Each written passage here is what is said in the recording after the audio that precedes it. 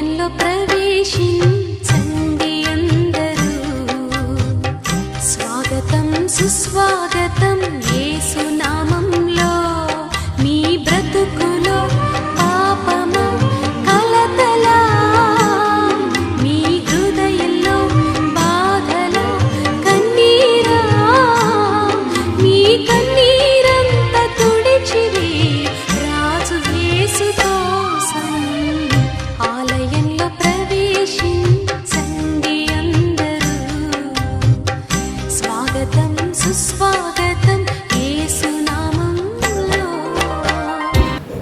మన ప్రభువును రక్షకుడైన యేసుక్రీస్తు పరిశుద్ధమైన నామములో చేరి వచ్చిన దైవబిడ్డలందరికీ హృదయపూర్వకమైన వందనాలు. ప్రియులారా,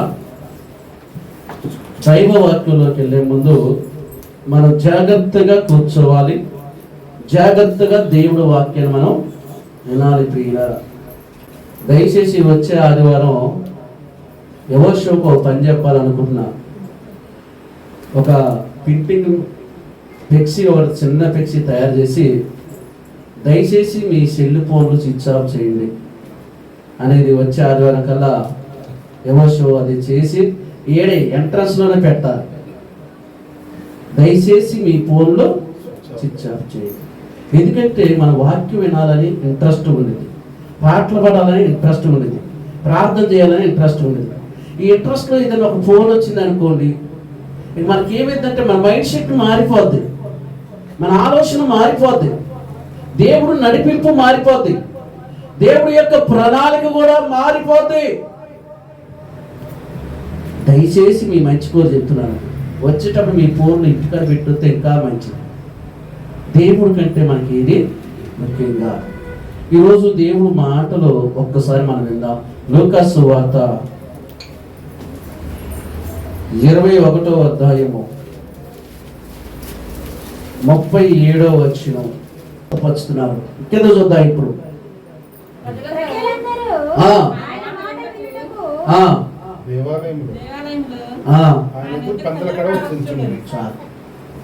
ఈ మాట మీకు ఎందుకు చెప్తున్నానంటే మీ మంచి కోరు చెబుతున్నాను, మీ మేలు కోరు చెప్తున్నాను. దేవుడు కూడా ఈరోజు మీతో నాతో మాట్లాడుతున్నాడు. ఇశ్రాయేలు ప్రజలందరూ యేసయ్య వాక్యమును వినటానికి, యేసుక్రీస్తు యొక్క బోధన వినటానికి పెందల కాడ బయలుదేరి వచ్చారట. ఎప్పుడు వచ్చారంట అండి? పెందల కాడ. అంటే వారికి పిల్లలు లేరా, వారికి కుటుంబం లేదా, వారికి గృహం లేదా, భార్య భర్తల ప్రేమ లేదా, వాళ్ళకు కూడా బ్రేక్ఫాస్ట్, లంచ్, టిఫిన్ ఏర్పాటు చేసే సమయం లేదా, వారి కుటుంబం కూడా ఉన్నది కదా, వారు కూడా ఒక పట్టణంలో ఉంటున్నారు కదా, వారు కూడా గృహంలో ఉంటున్నారు కదా, వాళ్ళకు కూడా అనేకమైన పనులు ఉంటాయి కదా. కుటుంబాన్ని పోషించుకోవాలి, పిల్లల్ని పోషించుకోవాలి, పిల్లలకి బట్టలు తేవాలి, భార్యను మంచిగా చూసుకోవాలి, భర్తను మంచిగా చూసుకోవాలి, ఇల్లు మంచిగా చూసుకోవాలి, సంసారాన్ని చక్కబెట్టుకోవాలి, కుటుంబాన్ని కట్టుకోవాలి. వారికి కూడా ఎన్నో బాధ్యతలు ఉన్నాయి కదా, వారికి కూడా ఎన్నో పనులు ఉన్నాయి కదా. వాళ్ళు కూడా ఒక్కసారి ధనవంతులు కాదు కదా, వాళ్ళకు కూడా బహుగా పని మనుషులు వాళ్ళకు కూడా లేరు కదా.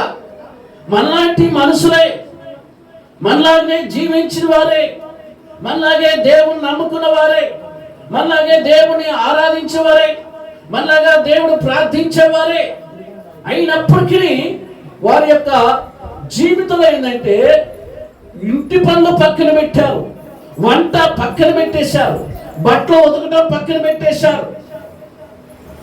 ప్రార్థన సమయానికి పెందల కాడ బయలుదేరి వాళ్ళు వచ్చేసారు. అంటే ప్రేమేశ వాళ్ళరా, మీకు అర్థం కట్టే చెప్తాను. ఫస్ట్ షో సినిమాకి వెళ్ళాలంటే సినిమాలోకి ఎన్ని గంటలకు వెళ్తాం? మధ్యాహ్నం పూట 2 బాతమా, సెకండ్ షోకి 2 బాతమా, సగం ఆట అయిపోయాక మనం బాతమా, సీట్లు టికెట్లు దొరికితే తక్కువ ముందే భోగులో చేయి పెడతాం. ఇప్పుడంటే ఎట్టు వచ్చినాయి కానీ నా చిన్నప్పుడు అండి గింతే ఉండేది కారం. ఆ కారంలో 4-5 సేదులు ఇరికిస్తాను. కోతి కూడా శనక్కల కోసం ఇరికిచ్చినట్టు అటు ఇరికిచ్చాడు వాడు. ఆగిరా, ఈ చెయ్యి బయటికి జరిగినట్టు ఈ చెయ్యి రాత్రికి ఇంకో చెయ్యి నేర్తారు ఆ భోగులో.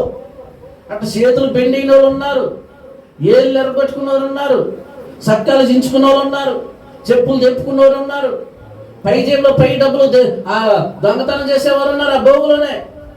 అయినా మనం ముందు పోయి కూర్చుంటాం. 11:30 ఆట అంటే 9 గంటలకే టికెట్లో లైన్లో ఉంటాం. ఏది ఈ డబ్బులు ఇచ్చి ఆ బోన్లో నిలబడి సీట్లు ఎత్తుకులాడుకొని అదేమన్నా మంచి పని అంటే ఆ 2 గంటల ఆనందం కోసం.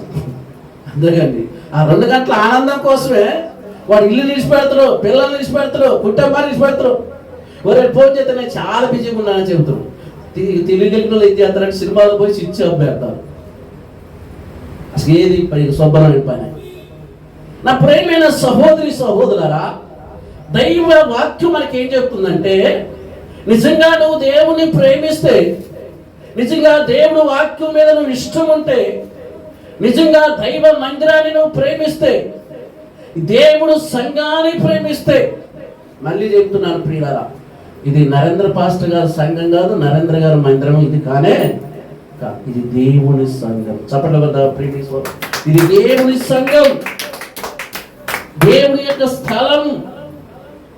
ఈరోజు నీవు నేను దేనికి మన సమయం ఇస్తున్నాం, దేనికి మన సమయం ఉపయోగిస్తున్నాం? ఒక్కసారి మీరు ఆలోచన చేయండి ప్రియుల. ఇజ్రాయేలు ప్రజలంట ఆ రోజుల్లో మరి వాళ్ళకి ఆటోలు ఏమైనా ఉన్నాయా, పెందరాలు రావడానికి? ఏమైనా బైకులు ఏమైనా ఉన్నాయా, కార్లు ఏమైనా ఉన్నాయా, సైకిల్ ఏమైనా ఉన్నాయా? వాళ్ళ ప్రయాణం ఎట్లా? గాడిదలు, గుర్రాలు, రథాలు, పడవలు. ఇదే కండి వాళ్ళ ప్రయాణం. వేసుకోవడానికి సరిగ్గా బట్టలు లేవు, వాళ్ళు నడవటానికి సరిగ్గా చెప్పులు లేవు. అయినప్పటికీ వారి యొక్క ఆశ చూడండి. మరి చదవండి ఆ మాట ఎంత బాగుందో. ప్రజలందరూ ఆయన మాట వినుటకు దేవాలయంలో ఆయన యొద్దకు పెందల కాడ వచ్చుతుండే. ఏమండి, నిజంగా భక్తి మనం నేర్చుకోవాలన్నా, ప్రార్థన నేర్చుకోవాలన్నా మనకి క్రమం కావాలి. క్రమం లేకపోతే అక్రమం అయిపోతుంది. మరి వీళ్ళకి కూడా పిల్లలు ఉన్నారు కదా, బిడ్డలు ఉన్నారు కదా, కోడలు ఉన్నారు, కొడుకులు ఉన్నారు, భర్త ఉన్నారు, భార్య ఉన్నారు. అయినప్పటికీ వారు దేవుడు వాక్యం ఏంటానికి పెందల కాడ దేవుడు మందిరంలోకి వచ్చారు. మరి మనం ఎన్నింటికి వస్తున్నాం అండి? ఒకసారి ఆలోచన.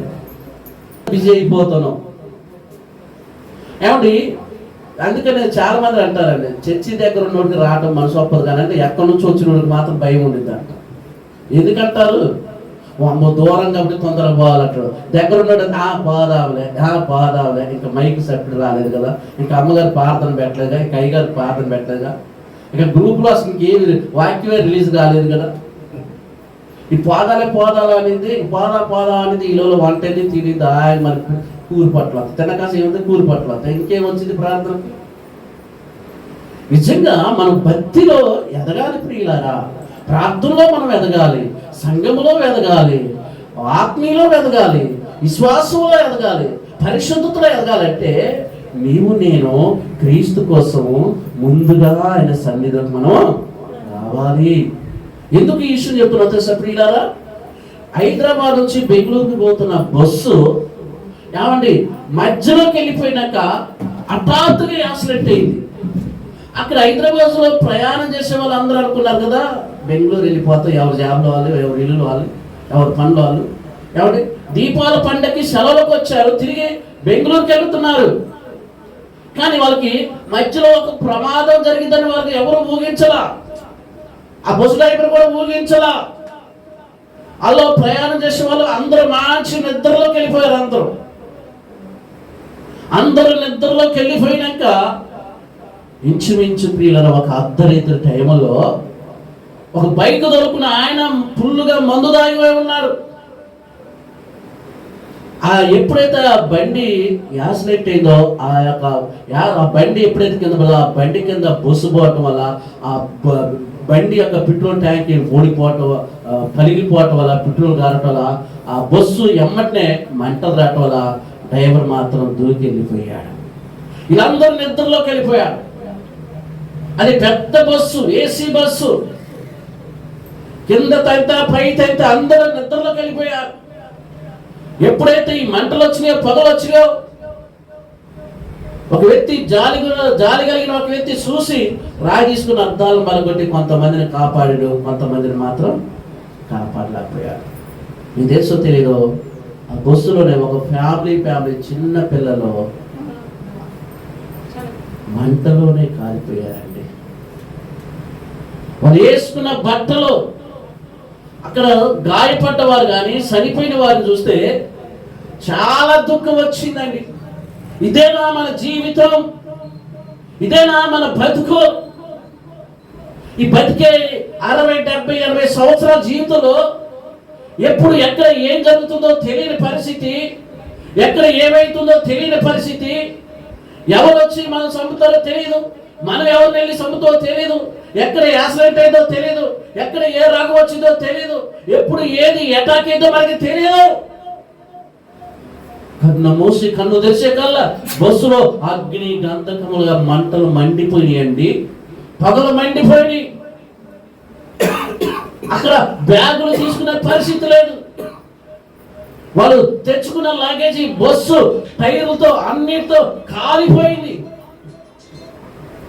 నా ప్రియమైన సహోదరి సహోదరు, ఇది మన కళ్ళ ముందు మనకు కనపడుతున్నా, ఇది మన కళ్ళ ముందు మనం తెలుస్తున్నా, న్యూస్లో పేపర్లో వార్తలో మనం వింటున్నా, ఏ మాత్రమేనా దేవా నన్ను 24 గంటల కాపాడు అని దేవుడికి స్తోత్రం చెప్పి దేవుడికి మనం భయపడుతున్నామా?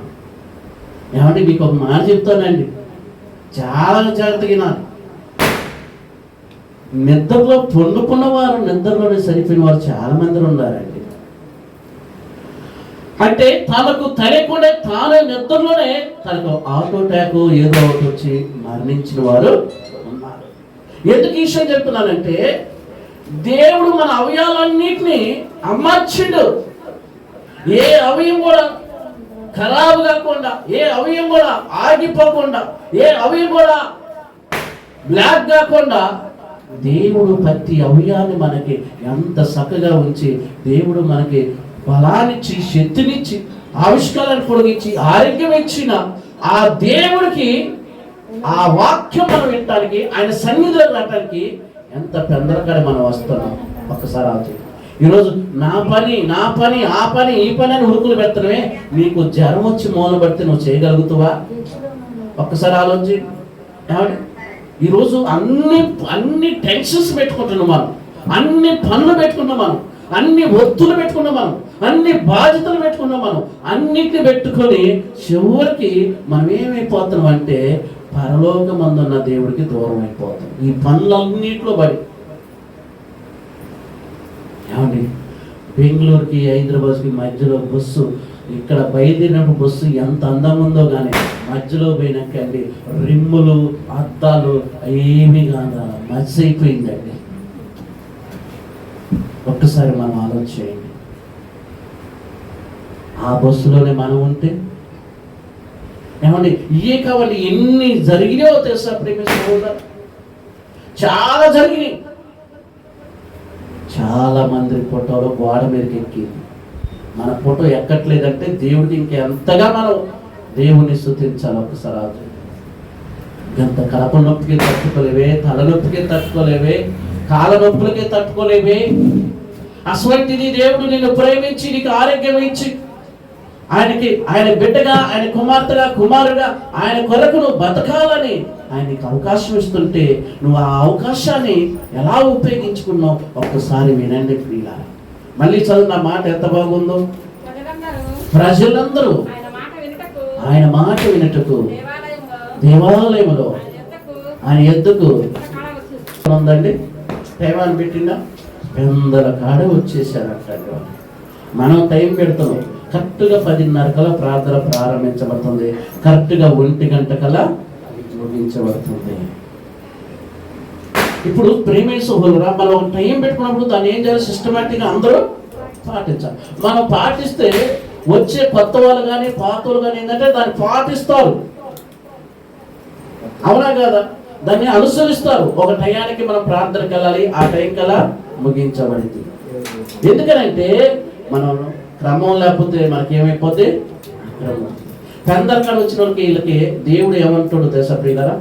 వాళ్ళ పనులన్నీ పక్కన పెట్టారు, విల్లన్నీ పక్కన పెట్టారు, తిండి వంటలు గిట్లు అన్ని పక్కన పెట్టి వచ్చి నా సన్నిధిలో ప్రార్థనలో ఉన్నారు, ఆ పాటలు పాడుతున్నారు, వాక్యం వినటానికి వస్తున్నారని ఆ దేవుడు కూడా ఎంత సంతోషపడతారో లేదా? ఈ పిల్లలు వారి పనుల కంటే నా పనుల మీద ఉన్నారు కాబట్టి వీళ్ళ అవసరం ఏదైనా నేను తీరుస్తున్నాను. అంటే ఇప్పుడు మనం ఇన్ని వారాలుగా మనం గడిచిపోయినాయి, కానీ వచ్చే వారం నుంచైనా కొద్దిగా మీ మంచి కొరకు చెప్తున్నా. అన్నిటికీ సమయం ఉంది, కానీ ఒక దేవుడి మందిరానికి ఒక సమయం ఉంది కాబట్టి ఆ సమయానికి ముందొచ్చి మీరు ప్రార్థన చేసుకోండి. మీ కుటుంబాల కోసం ప్రార్థన చేయండి, మీ పిల్లల కోసం ప్రార్థన చేయండి, మా యొక్క సంఘం కోసం ప్రార్థన చేయండి, ఆ భర్తలు మారాలని ప్రార్థన చేయండి, పట్టణం మారాలని ప్రార్థన చేయండి, గ్రామం మారాలని ప్రార్థన చేయండి, యవనస్తులు మారాలని ప్రార్థన చేయండి, తాగుబోతులు మారాలని ప్రార్థన చేయండి, దొంగలు మారాలని ప్రార్థన చేయండి, వ్యభిచారం చేసేవారు మారాలని ప్రార్థన చేయండి, అనేకమైన అప్పులతో బాధపడుతున్నారు విడిపించబడాలని ప్రార్థన చేయండి, దయ్యాలతో పీడించబడుతున్నారు విడిపించబడాలని ప్రార్థన చేయండి, అనేకమైన డ్రగ్స్కి గంజాయికి అలవాటు అవుతున్నారు యవనస్తులు ఈరోజు లేడీస్ జేసాల్లో ఎక్కువైపోతున్నారు కాబట్టి వాళ్ళు మారాలని వచ్చి ప్రార్థన చేస్తే నీకు ఎంత మేలు. మన పట్టణం కోసం, మన దేశం కోసం, అధికారుల కోసం, నాయకుల కోసం, ఆకలితో ఉన్న వారి కోసం, ఆ యొక్క గర్భఫలాలు లేక బిడ్డల కోసం, ఇల్లు లేక బాధపడుతున్న వారి కోసం, కట్టుకుంటే వస్త్రాలు లేని వారి కోసం ఇంత ప్రార్థనలు ఇస్తుంది క్రైస్తవులకి. ఏ మాత్రమే మనం చేస్తున్నామా? ఏమండి బైబిల్ ఏం చెప్తుందంటే క్రైస్తవుడు అంటే ఏం చేస్తే సార్ ఎప్పుడు మెరుకోగలిగి ప్రార్థన చేయాలి. మనం ఏం చేస్తాం అంటే ఆదివారం వచ్చి ఖమ్మంగా వండుకొని ఖమ్మంగా దీన్ని ప్యారేసుకొని పండుకుంటాం. ప్రార్థన మర్చిపోయినాం, వాక్యం మర్చిపోయినాం. దేవుడు మాత్రం ఎప్పుడు గుర్తుకొస్తారంటే పెద్ద ఆయన నేను అనకూడదు కానీ అంటున్నా, దేవుడి మందిరానికి రావాలంటే డబ్బైన పోవాలి, రోగమైన రావాలంట. అప్పుడు కానీ దేవుడు గుర్తుకొస్తారంట. డబ్బైన పోవాలి, రోగమైన రావాలి. ఈ రెండు రాకపోతే అసలు దేవుడికి మందిరాలు దేవుడు లెక్క చేయడు. అవునా కదా? కానీ బైబిల్ ఏం చెబుతుందంటే ఈరోజు నాకు కూడా చెబుతుంది, మీకు కూడా చెబుతుంది, మీరు పెందల కాడ ఆయన మాటలు వినడానికి రావాలి. చివరి మాట చూసుకుందాం. ఫిలిప్పీ పత్రిక చూద్దాం ప్రియులారా. ఫిలిప్పీలకు రాసిన 2వ అధ్యాయం 7వ వచనం చూడండి ప్రియులారా.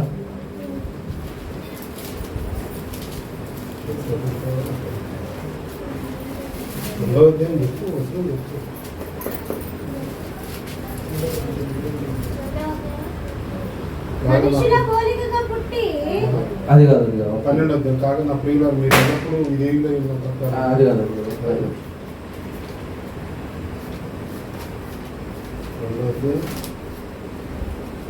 3వ అధ్యాయం 7వ వచనం. ఫిలిప్పీ పత్రిక 3వ అధ్యాయం 7వ వచనం.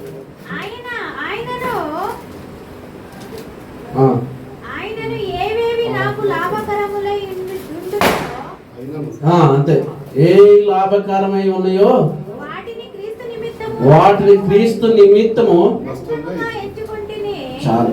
అంటే ఏమంటే వీళ్ళండి వీళ్ళంటే అంటే ఏ లాభకరం ఉన్నాయో, ఏ నాకు లాభంగా ఉన్నాయో, ఏ క్రీస్తుకి అడ్డం వస్తాయో, క్రీస్తు కార్యక్రమాలకు అడ్డం వస్తాయో, క్రీస్తు పనికి అడ్డం వస్తుందో వాటన్నిటిని క్రీస్తు నిమిత్తం నేను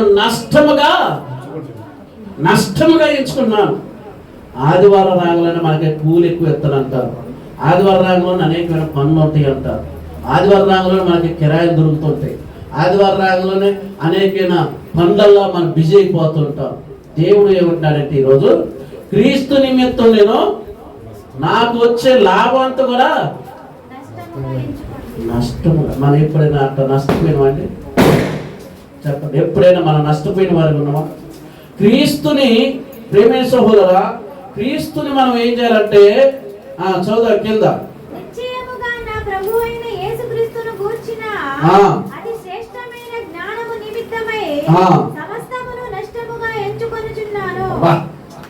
ఏమండి సమస్తము నష్టంగా ఎంచుకున్నాడు. ఈరోజు మనం నష్టంగా ఎంచుకోలేదా? ఏమండి ప్రార్థన ఉంది, పని ఉంది. ఇప్పుడు ప్రార్థన పోతావా, పనికి పోతావా? పనికి పోతేనే నీకు ఇల్లు వెళ్ళింది, పనికి పోతేనే నీ పిల్లలు పోషించబడతారు, పనికి పోతేనే నువ్వు నీ యొక్క అవసరాలు తీరుతాయి, పనికి పోతేనే నీ ప్రతి పని తీర్చబడింది. కానీ పనికి వెళ్తావా, ప్రార్థనకు వెళ్తావా? సమస్తాన్ని నష్టపరుచుకున్నారు. ఈరోజు నిజమైన క్రైస్తవులు వాక్యమును వింటున్న వారు, దేవుణ్ణి ప్రేమించుతున్న వారు, బైబిల్ని ప్రేమించేవారు, దైవ వాక్యాన్ని ప్రేమించేవారు సమస్తాన్ని కూడా నష్టపరుచుకోవాలి. హల్లెలూయా. ఇంకొక మాట ఉందండి, ఇది నాకు చాలా ఇష్టమైన మాట, చదువుదా అది అక్కడే కిందలైనా. క్రీస్తుని సంపాదించుకుంటుని. చాలు. ఎవరు సంపాదించుకున్నాడు? క్రీస్తుని సంపాదించుకున్నాడు. ఈ లోకంలో మనం అన్ని సంపాదించుకుంటున్నాం. ఇల్లు సంపాదించుకున్నాం, వాకిలి సంపాదించుకున్నాం, బట్టలు సంపాదించుకున్నాం, బంగారం సంపాదించుకున్నాం, పేరు సంపాదించుకున్నాం, అధికారం సంపాదించుకుంటున్నాం, అన్నిటినీ సంపాదించుకున్నాం. కానీ క్రీస్తుని సంపాదించుకుంటున్నావా? క్రీస్తుని సంపాదించుకునే మనసు మనకుందా? క్రీస్తు నాలో ఉన్నాడు, నేను క్రీస్తులో ఉన్నాను అని నువ్వు చెప్పగలుగుతావా?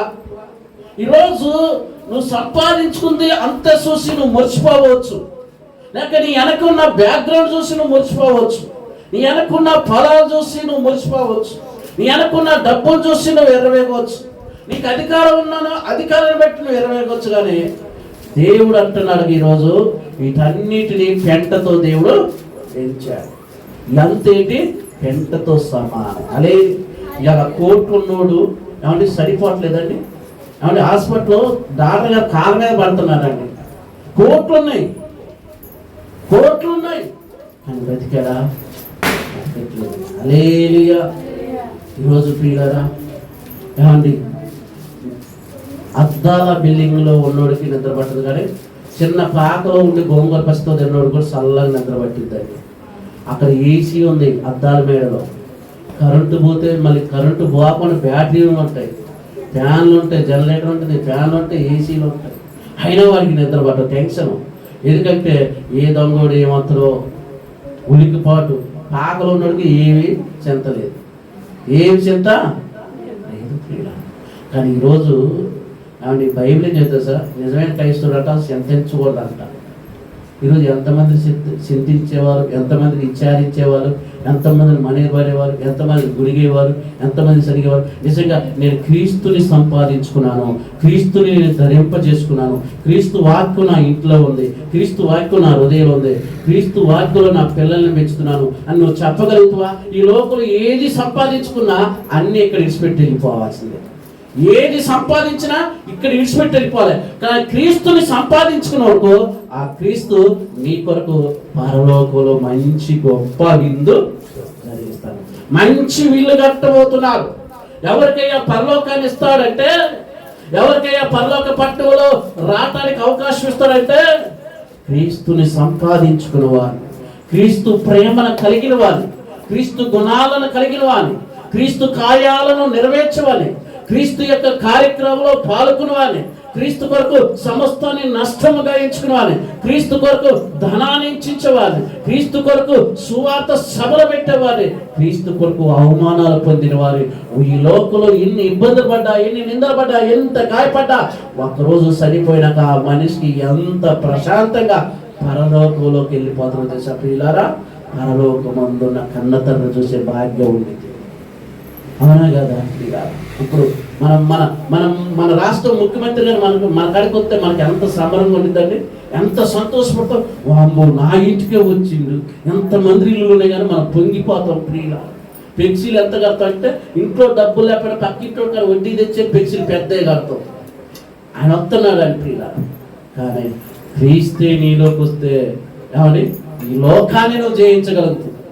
క్రీస్తుని సంపాదించుకోవాలి, మనం క్రీస్తు యొక్క వాక్యాన్ని సంపాదించుకోవాలి.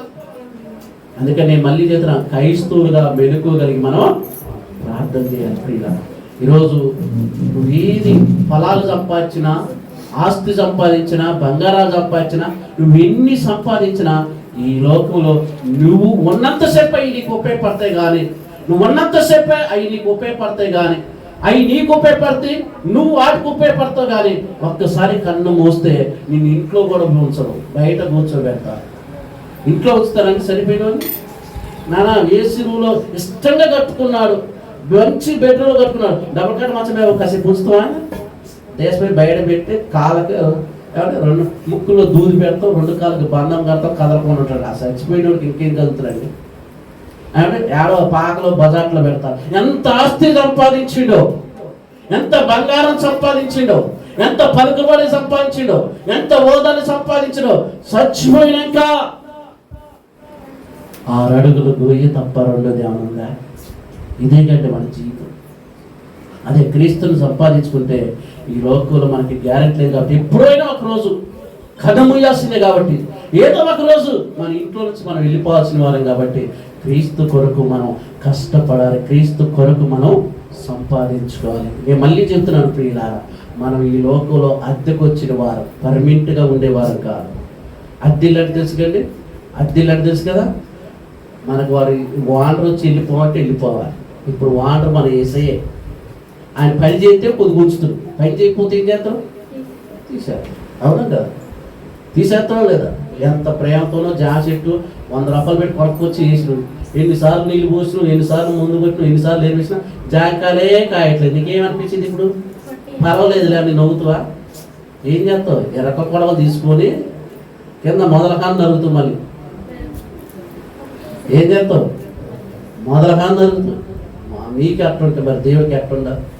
మనిషి అంట పుట్టినక చచ్చిపోయి కదట 10 కట్టాలు బియ్యం తింటుందంట. చూడండి, ఈ జానపట్లో 10 కట్టాలు బియ్యం అంటే మాటల? ఒకసారి ఆలోచన చేయండి. ఈ కిడ్నీలు ఎట్ట పని చేస్తున్నాయి, ఊపిరితిత్తులు ఎట్ట పని చేస్తున్నాయి, లివర్లు ఎట్ట పని చేస్తున్నాయి, ఈ అవయాలు ఎక్కడ ఉన్నాయో మనకు తెలుసా? స్టాండింగ్ చేస్తే కానీ బాగా గడపడుతుంది. అప్పుడు ఏమనిపించింది? మనకి భయం అనిపించింది. ఆవిడ గుండె నిమిషానికి 72 సార్లు కొట్టుకుంటుందంట. గుండె నిమిషానికి. అది ఎలా కొట్టుకుంటుందో సార్? ఇప్పుడు ప్రతి ఒక్కరికి డబ్బు అని కొట్టుకుంటుంది. ఒకప్పుడు అది అట్ట కొట్టి, ఇప్పుడు ఏమైంది? డబ్బు డబ్బు డబ్బు డబ్బు అని మన మనసు కూడా డబ్బు మీద పోయింది. గుండె కూడా, అవయాలను కూడా మనం మార్చుతున్నాం. మరి దేవుడు ఊరుకుంటాడా? ఈ అవయాలు చేసిందే ఆయన. ఒక్క మాట చూసి ముగించుకున్నాం. 12 కొరింథీయుల 12వ అధ్యాయం 18వ వచనం చూడండి. మొదటి కొరింథీ 12:18. అయితే దేవుడు అవయవంలో ప్రతి దానిని దేవుడు చిత్త ప్రకారముగా శరీరములో, అబ్బా నీ కన్ను ఏడబెట్టాలా అని చూసి నీకు తెలుసా? అమ్మాయి నీళ్ళు వేసుకుంటారు, సబ్బు నా పోలికలమ్మో, తాతయ్య పోలికమ్మో, నానమ్మ పోలికమ్మో అంటావు ఇంకా బయటికి రాతరికే. కానీ దేవుడు ఏమన్నాడు? అయితే దేవుడు తన చిత్త ప్రకారంగా, అంటే దేవుడు ఆలోచన ప్రకారంగా, దేవుడు ఉద్దేశం ప్రకారంగా, దేవుడు సంకల్పం ప్రకారంగా నీ కళ్ళు ఎక్కడుండాలో, నీ చెవులు ఎక్కడుండాలో, నీ ముక్కు ఎక్కడుండాలో, నీ ఎముకలు ఎక్కడ ఉండాలో దేవుడు చిత్త ప్రకారంగా నీ శరీరంలో అమర్చిండు. నువ్వు పైన మొక్క చూసి మురుతూ లోనున్న అవ్యాలను చూడు, భయం అవుతుంది. అవునా కదా? ఆ మధ్య నా కిడ్నీలో రాబడ్డాయి, అయిపోయింది అనుకోలే నా పని. ఒక రాయికే కిడ్నీలో రాయబడితే మనిషి నిలబడలేదు, కూర్చొని పడుకుని అంత టెన్షన్స్ వచ్చేసింది. మరి ఊపిరితిత్తులు ఎట్టున్నాయో చూడండి. కిడ్నీలు ఎందుకంటే మనం తిన్నదంతా తరగదీసేది కిడ్నీలేనంట. అవి ఉండేదే ఎంత? ఏమండి? అవి ఉండేదే ఎంత? మనం చూడండి అండి. అప్పుడప్పుడు నాకు చాలా ఆశ్చర్యం అనిపించింది. మీరు ఇది చూడాలి. ఏం ఆశ్చర్యం అనిపించింది అంటే, నాకు కడుపు నొప్పి వచ్చిందనుకో, పోయి డాక్టర్ గారి దగ్గరికి పోతున్నా. అయ్యా కడుపు నొప్పి టాబ్లెట్ అంటే అది ఎంత అంతే ఉంటుంది. మనిషి 6 అడుగులు ఉన్నాడు. ఈ టాబ్లెట్ మింగిన 1 గంటకి చెమటలు వస్తే జ్వరం తగ్గింది. అది ఈ టాబ్లెట్కి ఈ మనిషికి ఏమైనా పొంతం ఉందా? అది చూడండి ఎంత విచిత్రంగా ఉందో.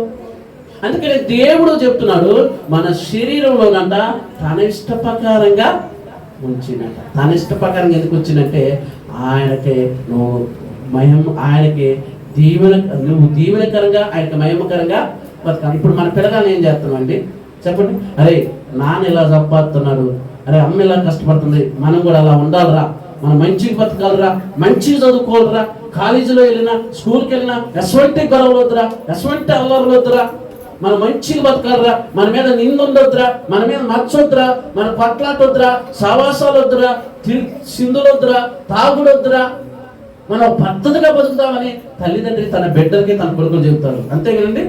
వాళ్ళకి మంచిగా ఉండాలి. మరి దేవుడు కూడా నువ్వు భూమి మీద రాతలకి నీ గురించి ఎంత ఆలోచించుంటాడో.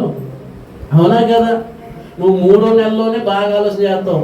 బ్యాంక్ బ్యాలెన్స్ పెరగాలి, మరి అబ్బాయి అమ్మాయి పుడుతుంది కాబట్టి బ్యాంకులో డబ్బులు వేయాలి, వీడికి ఇది కొనాలి, ఆ ఫ్యాన్ కొనాలి. నువ్వే ఆలోచన చేస్తుంటే దేవుడు ఇంకెంత ఆలోచన చేసిండు.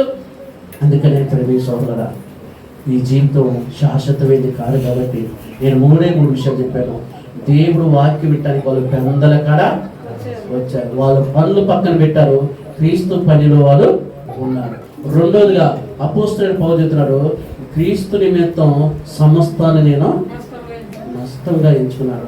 రెండోదిగా మనం క్రీస్తుని సంపాదించుకున్నాం. ఏమంటే మీరు క్రీస్తుని ఏమంటే మనం చూడాలండి, మనకి ఇవి తెలివితేటలు ఉంటాయండి. పిల్లలు ఎంతంత ముక్కు పుడక కొనుక్కునిద్దాం, ఈ ముక్కు పుడక ఊరంతా తిరిగి వచ్చింది, ఆ బజారంతా చూపెట్టాలి కాబట్టి ఈ డిజైన్ ఆడేనుందా, ఈ మోడల్ ఆడేనుందా, నేనే కొనుక్కున్నానని ఇదంతా తిరిగి వచ్చింది. కానీ ఏ రోజు